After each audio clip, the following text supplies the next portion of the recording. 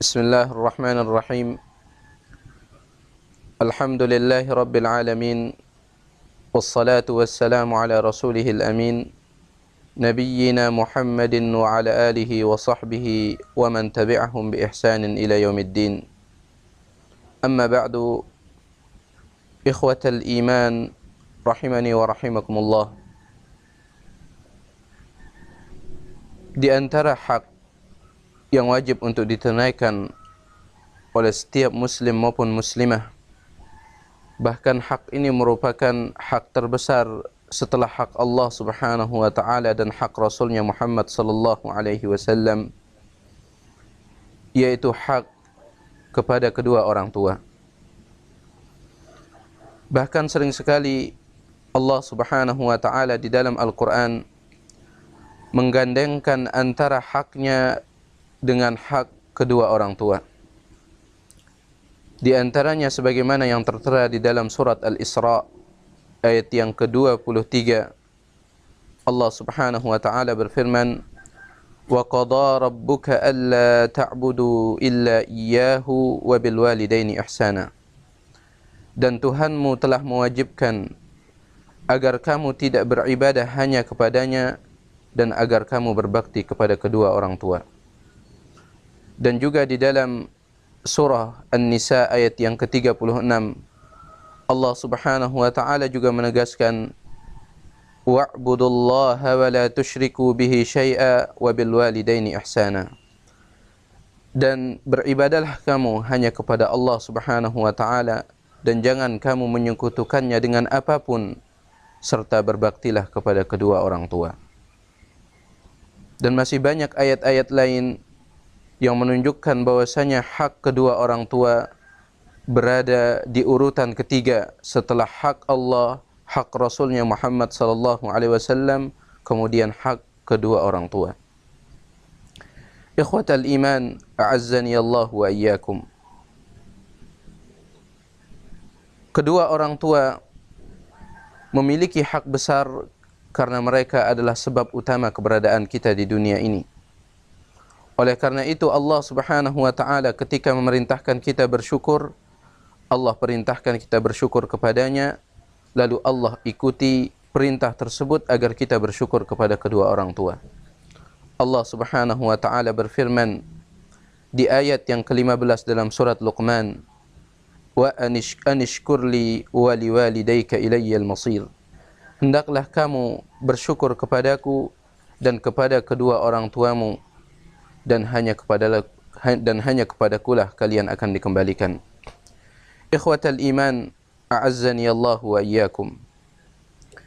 Kedua orang tua merupakan pintu syurga yang Allah Subhanahu wa taala letakkan di atas muka bumi ini, di mana seorang muslim ataupun muslimah tidak akan bisa mengetuk pintu syurga di akhirat kelak apabila di dunia ini ia tidak bisa mengetuk pintu hati kedua orang tuanya dengan perbuatan baktinya.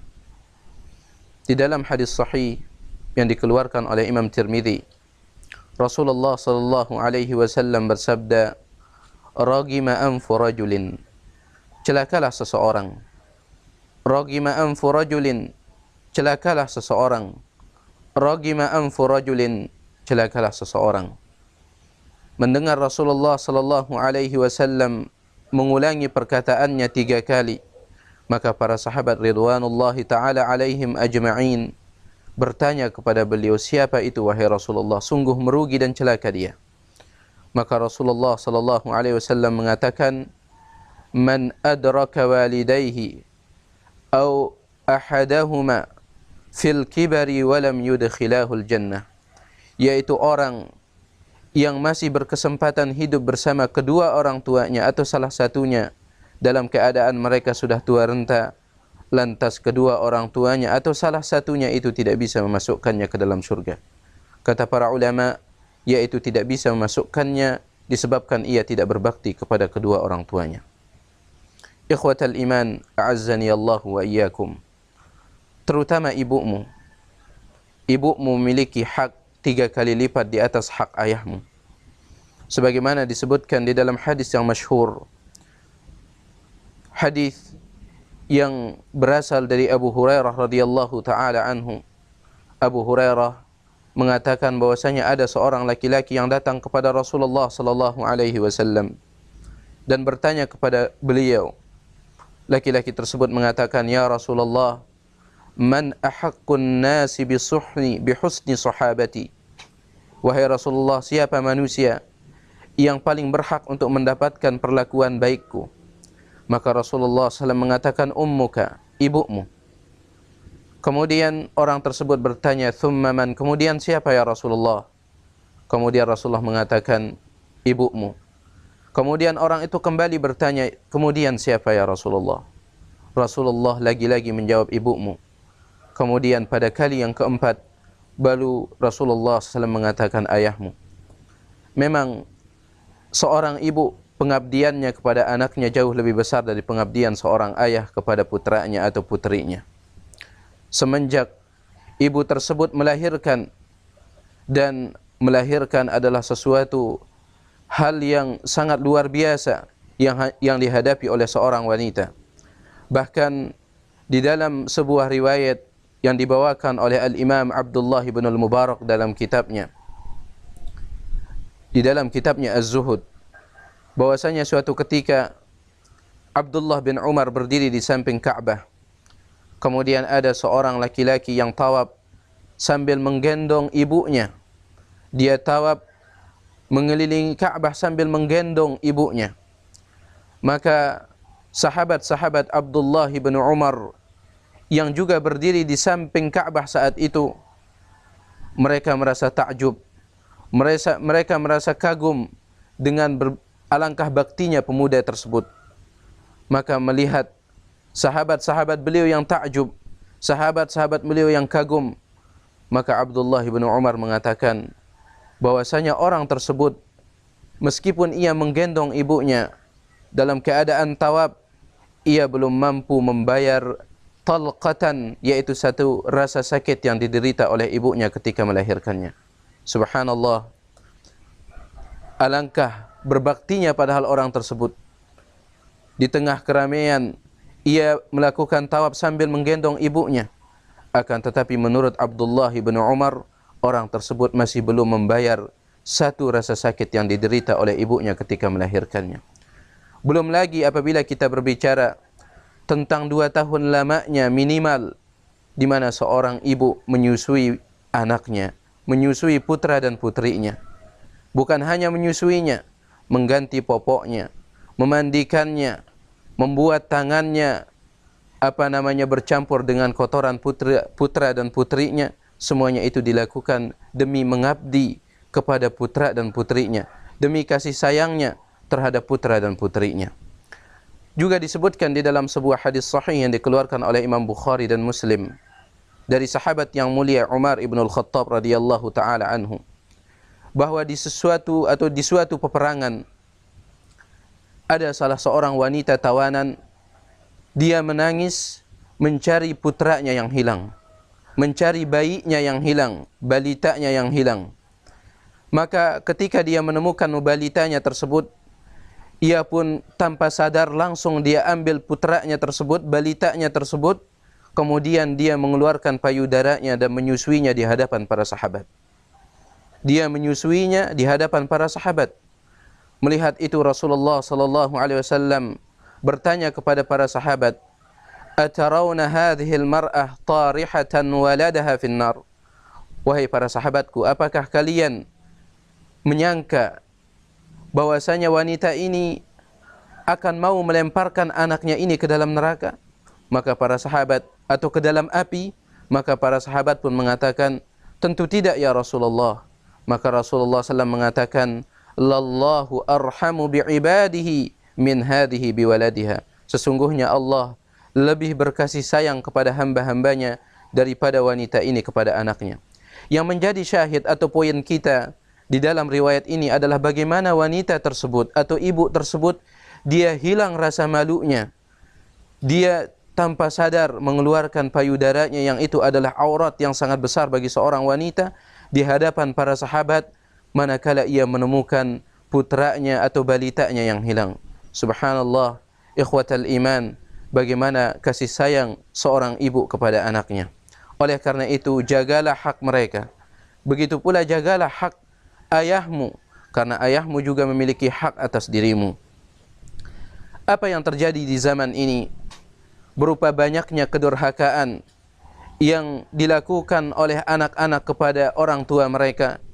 Ini memang adalah salah satu tanda kiamat yang telah disebutkan oleh Rasulullah sallallahu alaihi wasallam di dalam hadis Jibril yang sangat ma'ruf yang dikeluarkan oleh Imam Muslim. Ketika malaikat Jibril bertanya kepada Rasulullah sallallahu alaihi wasallam, "Ya Muhammad, akhbirni 'anis sa'ah." Wahai Muhammad, beritahukanlah kepadaku kapan hari kiamat itu akan terjadi. Maka Rasulullah sallallahu alaihi wasallam mengatakan, "Mal mas'ulu anha bi'a'lama minas sa'il." Orang yang ditanya tidak lebih mengetahui daripada orang yang bertanya. Artinya aku dengan engkau wahai Jibril sama-sama tidak mengetahui kapan terjadinya hari kiamat. Maka Jibril pun mengubah pertanyaannya, "Ya Muhammad, akhbirni an amaratiha." Wahai Muhammad, beritahukanlah kepadaku tentang tanda-tanda kiamat tersebut yang menjadi muqaddimah, yang menjadi pendahuluan sebelum terjadinya hari besar tersebut. Maka Rasulullah SAW mengatakan, "Antalidal amatu rabbataha," yaitu manakala seorang wanita melahirkan majikannya. Seorang wanita melahirkan majikannya. Al-Imam Ibnu Daqiq al-Aid rahimahullahu ta'ala, ketika beliau menjelaskan ucapan Rasulullah sallallahu alaihi wasallam ini, beliau mengatakan yang dimaksud bahwasanya seorang wanita melahirkan majikannya adalah seorang wanita melahirkan anaknya. Akan tetapi ketika anak tersebut sudah besar, ketika anak tersebut sudah dewasa, maka ia memperlakukan ibunya, memperlakukan orang tuanya layaknya seorang majikan memperlakukan budaknya. Inilah salah satu tanda dari hari kiamat. Dan ini yang banyak kita saksikan pada zaman ini, di mana seorang anak dia menyakiti kedua orang tuanya, baik dengan ucapan maupun perbuatan. Bahkan ada wal'iyadu billah di antara mereka yang dengan tega membunuh ibunya, membunuh ayahnya. Bahkan binatang pun tidak akan sanggup untuk melakukan itu. Ikhwatal iman, a'azzani Allah wa iyyakum. Saya akan tutup nasihat singkat ini dengan sebuah syair yang diucapkan oleh salah seorang ayah yang ia begitu terheran-heran melihat kedurhakaan anaknya. Dia mengatakan, "Ajaban liman rabbaitu tifla ulaqimuhu bi atrafil banani." Sangat mengherankan terhadap keadaan seseorang yang aku didik ketika kecil. Ulaqimuhu bi atrafil banani. Aku menyuapinya dengan ujung-ujung tanganku. U'allimuhu ar-rimayata kulla waqtin falamma ishtadda sa'iduhu ramani. Setiap hari aku mengajarkannya bagaimana cara memanah. Akan tetapi ketika lengannya telah keras, dalam arti ketika ia sudah pandai memanah, ramani, justru ia memanahku. U'allimuhu al-futuwata kulla yawmin falamma ishtadda syaribuhu jafani. Aku mengajarkannya setiap hari bagaimana cara menjadi orang dewasa. Akan tetapi ketika kumisnya sudah tumbuh, artinya ketika dia sudah menjadi orang dewasa, jafani, justru ia membuangku. U'allimuhu al-qawafi kulla sa'atin. Aku mengajarkannya bagaimana cara bertutur kata setiap saat. Aku mengajarkannya kata demi kata. Aku mengajarkannya kalimat demi kalimat. Aku mengajarkannya paragraf demi paragraf dan seterusnya. Akan tetapi falamma qala qawafi atau falamma qala qafiyatan hajani. Namun ketika dia sudah pandai bertutur kata, justru dia memakiku. Ikhwatal iman, a'azzani Allah wa iyyakum. Semoga Allah Subhanahu wa taala meletakkan di dalam hati kita rasa kasih sayang, terutama kepada orang yang paling berhak untuk kita sayangi, yaitu kedua orang tua kita, terlebih lagi adalah ibumu, ibumu, ibumu. Subhanakallahumma bihamdik, asyhadu an la ilaha illa anta, astaghfiruka wa atubu ilaik. Wassalamualaikum warahmatullahi wabarakatuh.